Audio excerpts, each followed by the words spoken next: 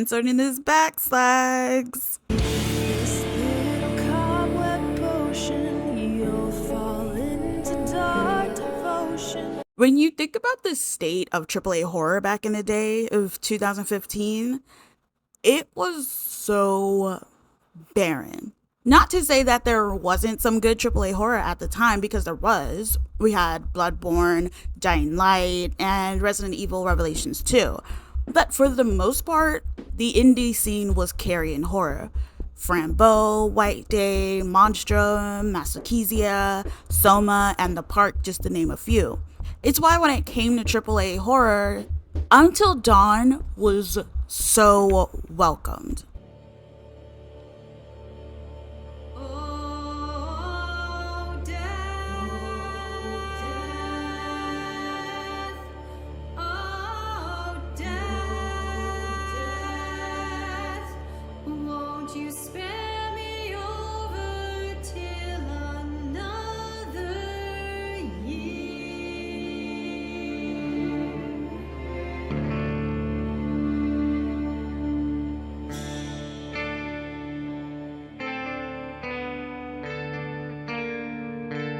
It's a slasher/monster horror where your choices decide who lives, who dies.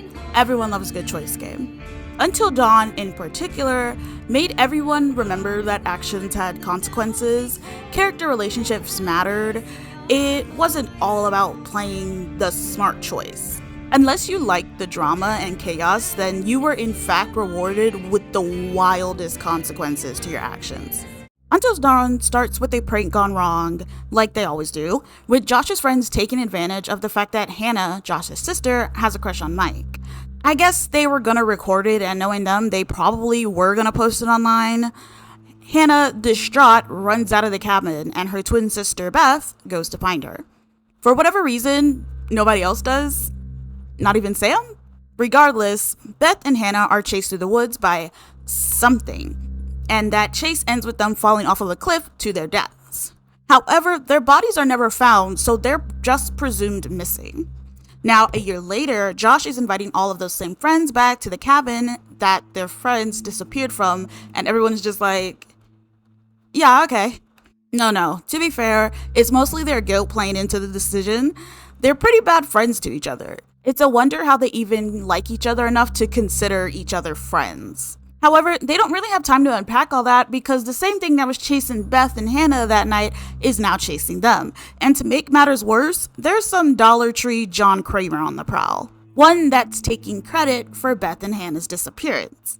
Yeah, no one is leaving this night unscathed, whether it be physically, mentally, or emotionally.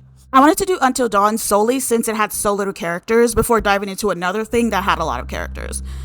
And then I ended up taking a massive break. A leopard on all levels except physical. I am a wolf. I kind of knew going into this that the stranger was going to be a gangrel. While I tried not to pick the most obvious surface level choice for characters, there was no debating that he was anything else, even down to him having animal kin. It was interesting placing Beth in this clan though, because I didn't really have a lot to work with outside of her fierce protectiveness of her sister. Unless you chose to drop Hannah, but I canonically think she wouldn't do that. Personally, I wouldn't have gone out into the freezing cold to save someone only to then drop them. If I cared about my own survival, I wouldn't have gone out into the cold to begin with. She definitely seems like she's probably the main one in the Washington trio that keeps it all together. Oh, I'm a star! Please, I'm a star! Jess is definitely a Toreador. She also has the potential to be a Cleopatra Nosferatu, but I think a Toreador would find her first. I feel like she would be a fun, short pet project for her sire. Maybe they see the potential in her if she matures, but eventually she would be left behind to figure things out herself. Afterward, I could see her falling more into a Camarilla crowd if she isn't already by her embrace, because it just fits her vibes more than the surface level aggression of the Sabbat or the Anarchs. And I don't see her becoming independent. If anything, I can just see her being really attached to a Camarilla coterie. I just feel like after her embrace, she'd attach herself to someone willing to be her mentor, really. Jess and Hannah are pretty much in the same boat when it comes to their confidence. However, I think because of how different both of them present themselves, they'd be sought after for different aesthetic reasons. Hannah in particular would be sought after because of her genuine hopeless romanticism. There's a certain appeal to Hannah's humanity that it would make a Toreador consider embracing her. The reasonings could be different though. On one end, it could be trying to capture this humanity in time by embracing her. On the other hand, you could have a Toreador that wants to defile this humanity by embracing her. It's for those reasons that I think her set alignment is up in the air. Hannah never really got to grow as a character due to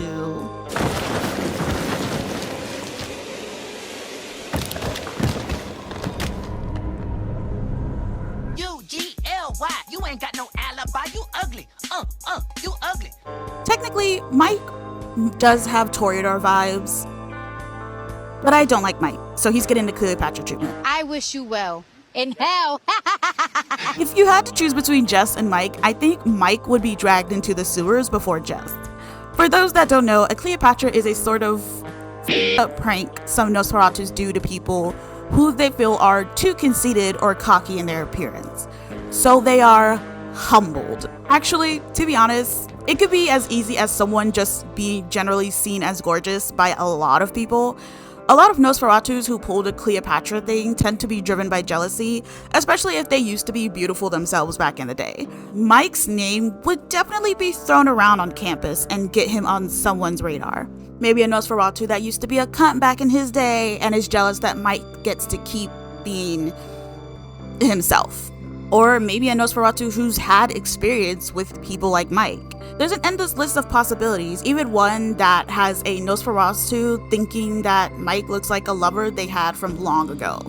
Mike's desire to be the center of attention would definitely get him wanting leadership roles. I want to say he'd be Camarilla, but I feel like being embraced into the Super Rats would send him off the deep end. Like, he just doesn't ever think about the consequences of his actions and would probably think he's done nothing to warrant this type of embrace. But we all know your sins, Mike. I'll be honest, I don't like Ashley either, but me sorting her as a Nos is not in bad faith. It's actually pretty tragic. I think there would be a miscommunication when it comes to Ash. She's pretty much a wallflower, and Nosferatus are pretty much like that as well. They make for better spies. Added to the fact that I'm sure she's not popular in school, at least when she's separated from the group, I think her sire would think that this is an upgrade for her in the same grouping as someone like Meatnik. Then they'll realize just how wrong they were. Ashley would not be having a good time, and why would she, right? As I explained with Mike, she's the prime example of someone who would embrace someone else because she was jealous of them. Though I don't think this would last long, maybe a decade or so, maybe less. Luckily for her, she wouldn't really be alone. I know Mike is there, but that's not good company. I don't think it would be much of an upgrade for Chris either, but I think he'll adjust quicker to it than Mike and Ash. And I think this is especially in the humor department, because Chris strikes me as a type to be into self-deprecating or dry humor, and he would just mesh well with the other sewer rats that enjoy making jokes like that. I also think Chris's presence would be a big reason as to why Ash takes everything better than Mike. They would basically be each other's touchstones on life. If one of y'all says some silly ass name, this whole class is gonna feel my wrath. Matt is, unironically, one of the better characters in Until Dawn. I know it's a low bar, but we should still acknowledge it. Unfortunately, I think it's because of Matt's penchant for being easily roped into the wrong thing that would get him targeted by a Bruja. Mainly, one on either the Anarch or Sabbat side of things. I don't think he would stay there though, but I do think he would be there for a while, just because I can see him having a sire that knows telling him so little will probably keep him obedient. He'd essentially be more in line with a shovelhead type of role. I think at some point though, he would either become independent or maybe hop around from place to place until he found a group of Anarchs or Sabbat that he meshes well with.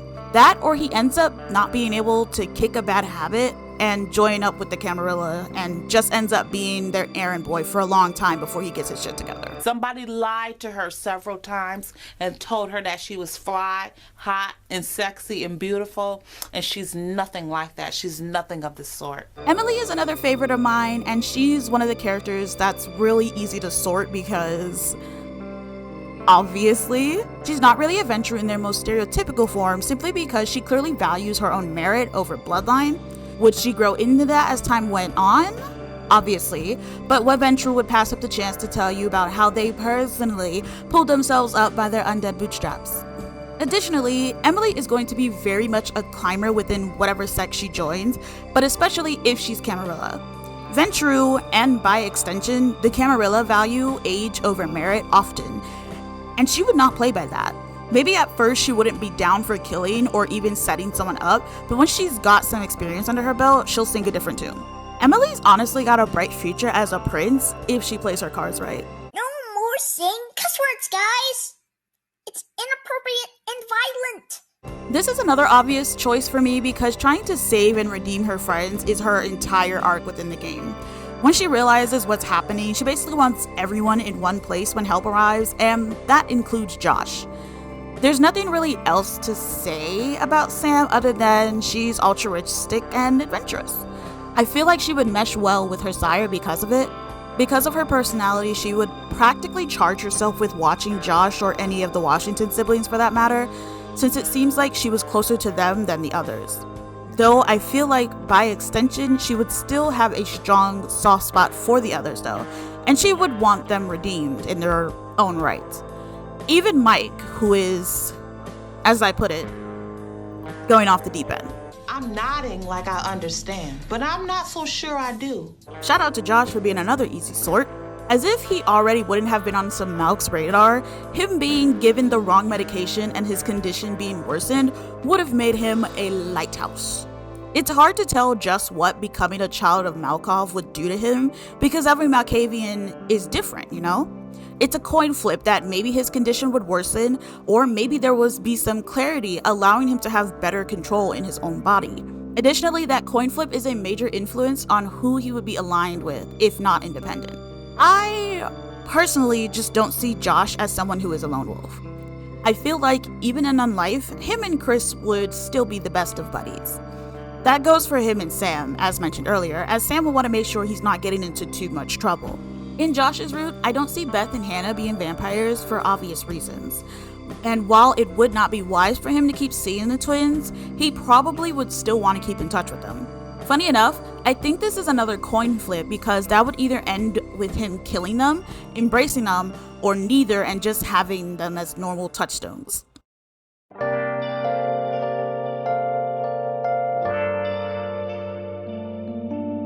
I know this took a while to come out, but I wanted to change the format, and for a while, I didn't know how, but I went with my initial format when this series was originally going to be like a Hogwarts sorting series. Yeah, then J.K. Rowling just wouldn't shut up, and then it was just like it was too hard to ignore just how, so much of the world building is. So I ended up changing the clan sorting. And this fits so much better because I am way more obsessed with this. But next video hopefully won't take as long to come out. It will be a longer video, obviously, because I don't know what I'm gonna do. And I probably won't figure it out until I finish editing this video. So this version of me doesn't know, but the version of me that's currently listening to this does know. And now you know, so hopefully it's something that won't take forever. But yeah, I've been Miss Hexley, and yeah, I don't think that's your reflection, buddy.